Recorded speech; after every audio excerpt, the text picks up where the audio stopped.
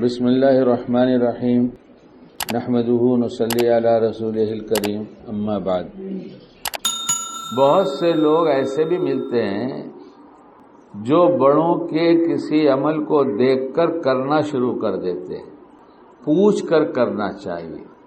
مثلا بڑے نے پٹا بال رکھا، بڑا بال رکھا سنت کی نیت سے، تو کل کے بچے بھی رکھنے لگے تو پوچھنا پڑے گا کہ اس عمر میں کیا کرنا چاہیے۔ تو کہا جائے گا، اگر سمجھدار آدمی سے پوچھا ہوگا تو اس نے کہا بار بار ٹکلا کرو، بار بار ٹکلا کرو۔ کیوں نہیں کراتے؟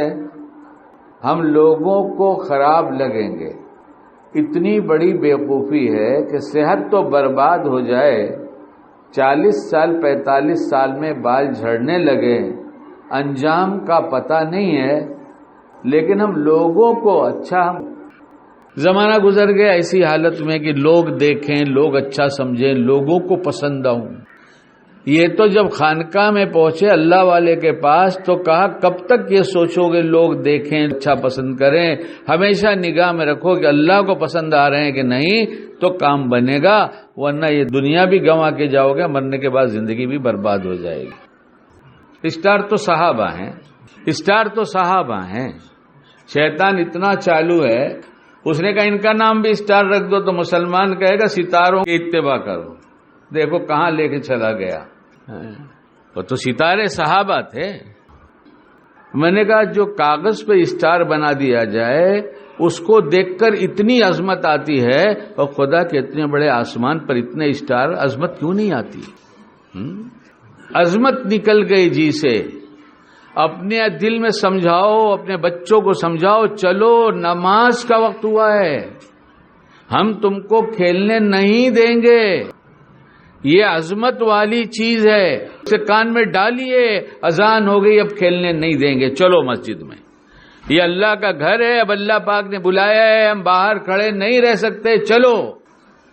عظمت نکل گئی تو نماز کا فائدہ بھی نکل گیا، ورنہ نماز تو زندگی بدل دے، اور خود کے اندر پیدا کیا جائے کہ میں اللہ کے گھر جا رہا ہوں، میں نماز پڑھنے جا رہا ہوں، اور اپنے بچوں کے اندر یہ عظمت پیدا کی جائے۔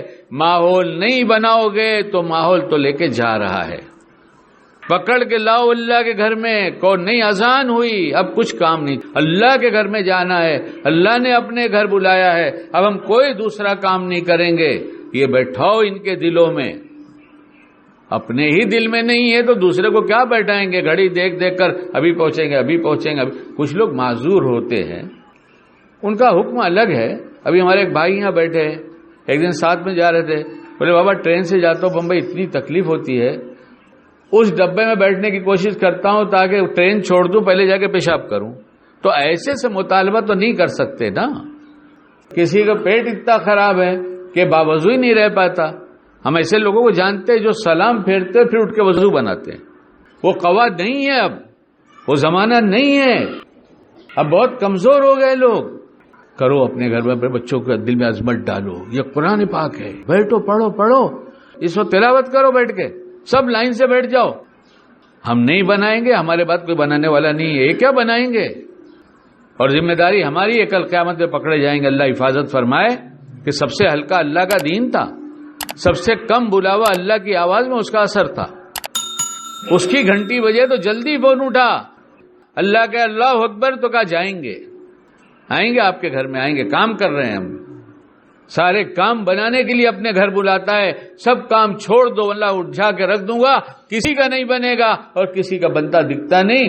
جو نماز کی عظمت کے ساتھ نماز پڑھ رہا ہے، اللہ کی بتائی باتوں پر عمل کر رہا ہے، گناہوں سے توبہ کر رہا ہے، تقوی حاصل کر رہا ہے، اس کا کام منٹوں چٹکیوں میں بن رہا ہے۔ اور جا کے ان کے دل کا حال پوچھو، وہ کہتے بیتاج بادشاہ، سب راہ بدل دیا، چند رسمی اعمال کر دیے تو 5 اسٹار کی عظمت آ گئی، اور جو کاغذ پہ لکھا ہوا ہے، اور اتنا بڑے آسمان پر اللہ اتنے ستارے دکھا رہا ہے، اور پھر فرما دیا صحابہ ہماری زبان میں، یہی ستارے تمہارے لیے، جن کی چاہے رائے اختیار کر لو۔